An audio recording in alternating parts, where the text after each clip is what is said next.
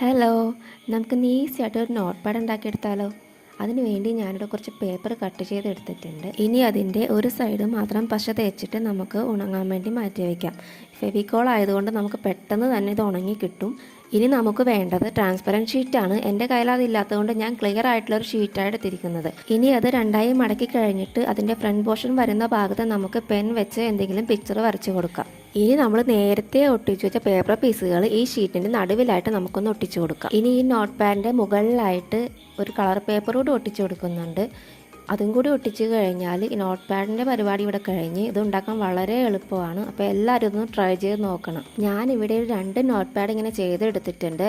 നിങ്ങൾക്ക് ഇഷ്ടപ്പെടുവാണെങ്കിൽ എന്തായാലും ഒരു കമൻറ്റ് ചെയ്യണേ. വീഡിയോ ഇഷ്ടപ്പെട്ടാൽ സബ്സ്ക്രൈബ് ചെയ്ത് സപ്പോർട്ട് ചെയ്യാൻ മറക്കല്ലേ. ഇതിൻ്റെ ഫുൾ വീഡിയോ നമ്മുടെ ചാനലിൽ അപ്ലോഡ് ആക്കിയിട്ടുണ്ട്. ഇതിൽ പോകുന്ന പിള്ളേർക്കും കോളേജിൽ പോകുന്ന പിള്ളേർക്കും എല്ലാവർക്കും ഇത് ഉപകാരപ്പെടും. അപ്പോൾ അടുത്ത വീഡിയോ കാണാം. ബൈ.